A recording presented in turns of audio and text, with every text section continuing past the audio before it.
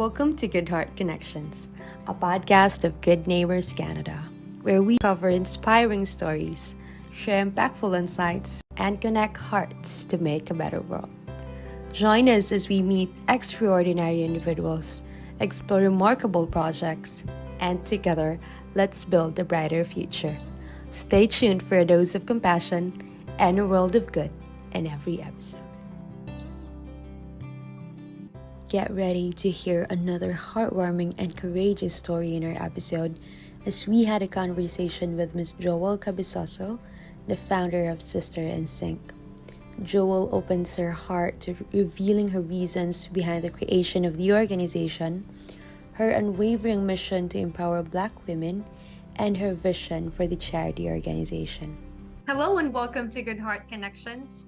Today we have an honor to talk with Ms. Joëlle Kabisoso, the founder of Sisters in Sync.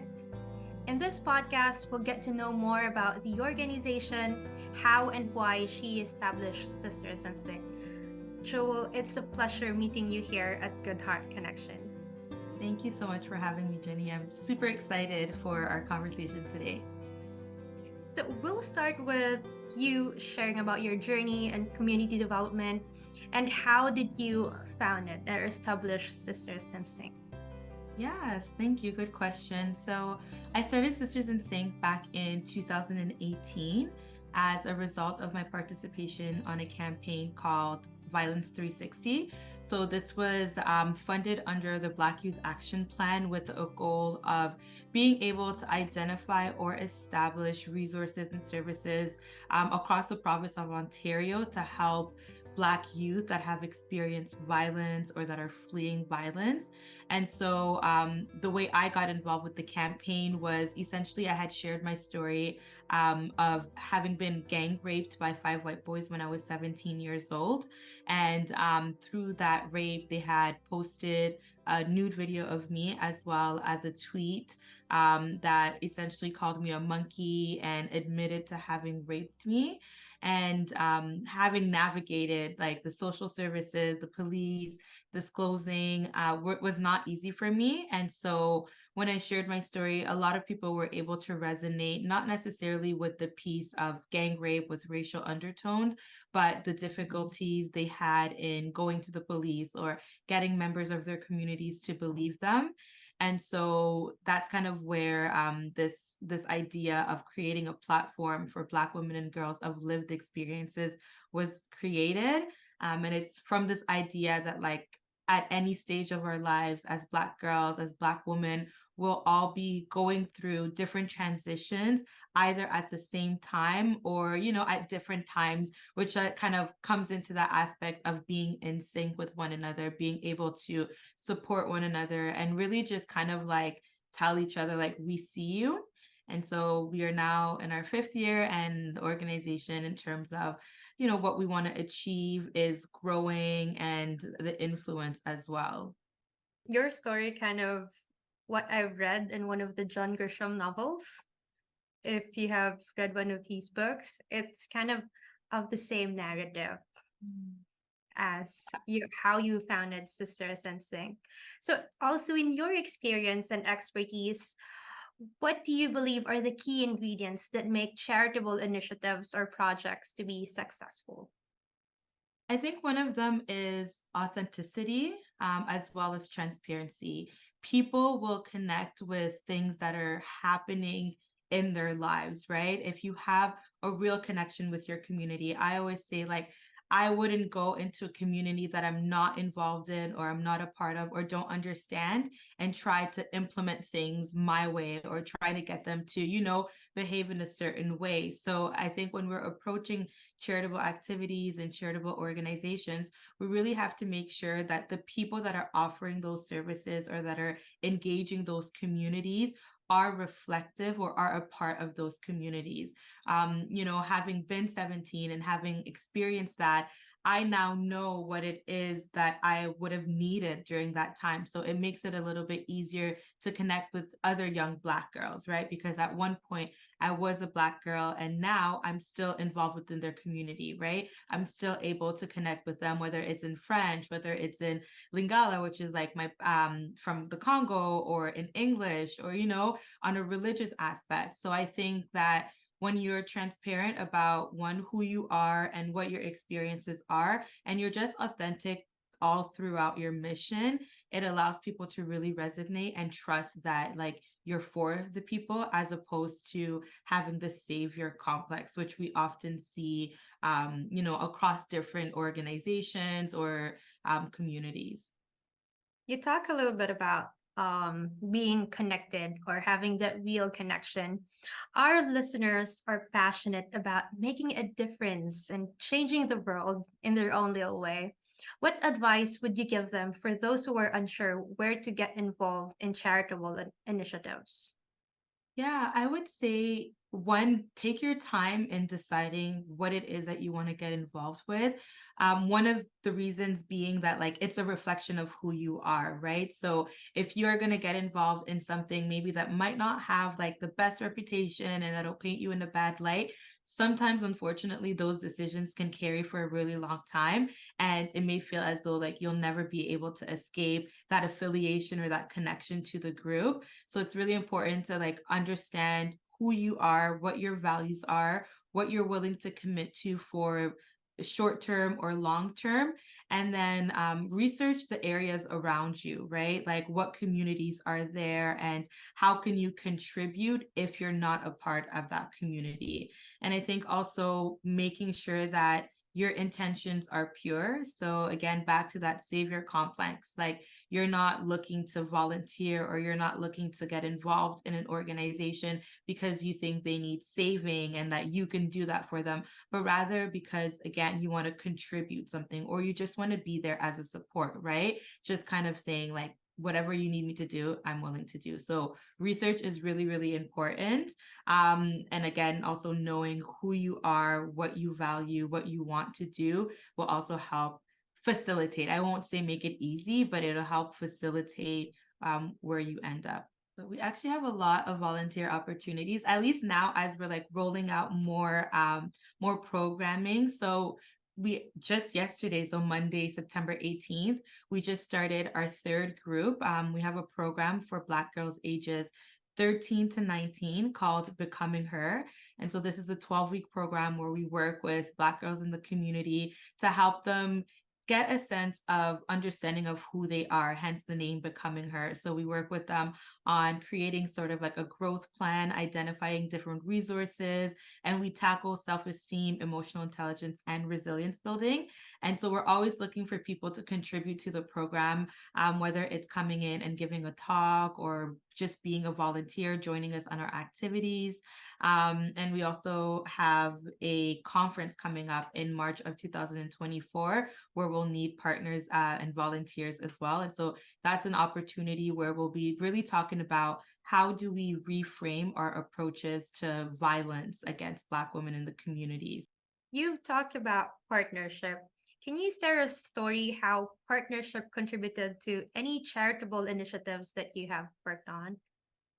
Yeah, I would say that one of the biggest partnerships that we've had and that was really influential, and that was especially for me, even really before diving deep into Sisters in Sing, is with an organization based out of Toronto called Afropolitan Canada. So they are a bilingual organization that supports Black women through entrepreneurship and as well as recently mental health support. And so they've always been such big advocate for us, creating space for us to join them at their summits or come on their platform and talk about mental health, talk about my experiences.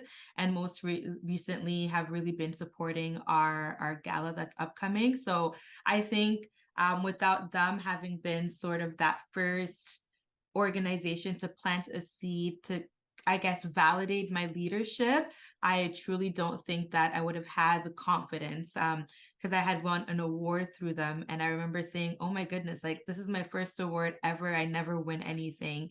And just to hear, just the warm laughter and afterwards the welcome of everybody within their network was something that I think I was about 22 at the time. It really had me feeling like, okay, I can do this. Like, there's some people here that see something in me. So that's been very key when I think about intangible partnerships. So something that maybe didn't provide any like financial support or anything, but it was just that encouragement, the pouring into me that has really, really like marked me. That's the nudge that made you do and founded Sisters in Sync. Well, I was just getting started. So during that time, I had maybe a couple of months old or maybe a year, but it was definitely what was like, okay, keep going, right? Because I had seen they had started a couple of years before us and I had seen the impact that they were having, the scholarships that they were giving. So last year, because of that impact, like we ended up sponsoring an event and as well as an award for a young girl in the same category as me, just because like I said, it was something that like at the time I didn't know what I was going to get myself into. And so through that award and conversations that I ended up having with the founder, Kelly, yeah, like she just really gave me a lot of insights and was just amazing.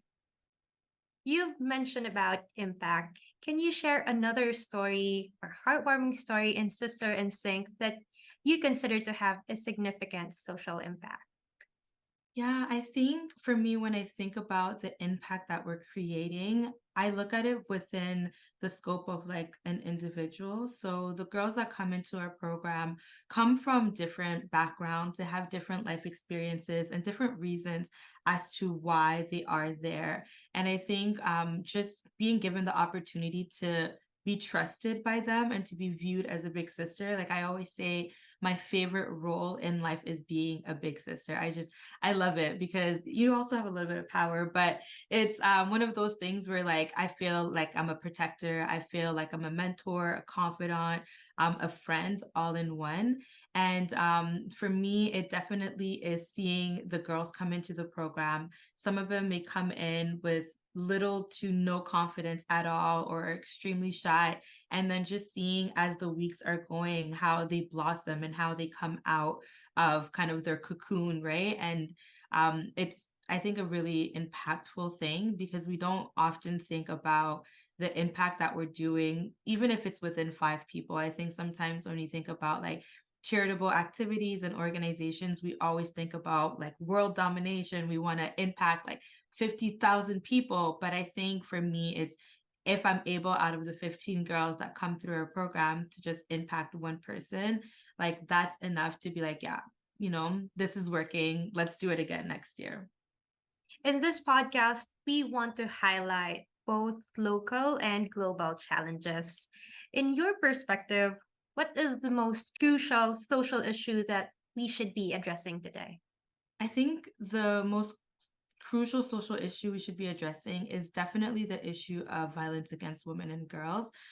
We saw that during the pandemic, it did nothing but increase, becoming its own epidemic, right? Women and girls were unsafe in their homes, they had nowhere to go, and it was just creating more hostile environments for them. And we're seeing that the numbers are not really decreasing as well, right? And we're seeing that as young as like 8 years old, young girls are being subjected to sexual violence, they're being subjected to harassment, microaggressions. And it's almost as if there's no one solution to addressing this, especially when you're looking at it within a global context and the different resources that different countries have and, access to those resources, right? Like I'm from Hamilton where I can easily drive or walk to a church or a school or a police department or, a social service building. But when you look at women that live in rural areas, that may not be as accessible. And then when you add on top of the lack of education that people may have, that also contributes to just the overall lack of knowledge, right? Maybe not knowing that certain things are abuse, or certain ways that, partners or people around them are behaving should not be accepted. So I think that unfortunately, it will never not be an issue that we need to focus on, but it is heartwarming to see the different people, the different organizations that are actively working to ensure that girls and women are getting their education, that they have safe havens, where they can get to, and overall just kind of building up their confidence to become who they are supposed to be, which is empowered, safe, intelligent, and thriving. So we will end our conversation with your message to our listeners to encourage them to take steps in creating a more connected and compassionate world.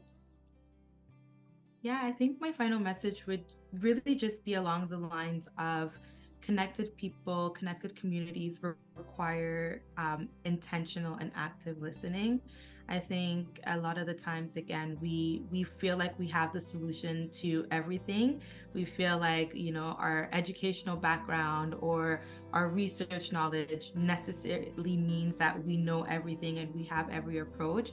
But I think that when we really take a step back and we really go into our communities or different communities with the intention of actively and intentionally listen to what their needs are, listen to, where they would like to go, coupled with our knowledge, we'll really be able to create well-rounded people and communities. So as someone who always tries my best to listen, especially within our programs, I always tell the girls, like, I'm just here to facilitate, right? Whatever I can do within my power to support you, I'm here for that, but you have to tell me what it is that you need. And then together we work together. And I think that as long as we're all taking those approaches and applying humility to it, really coming in situations as humble as we can, again, like, communities thrive, right?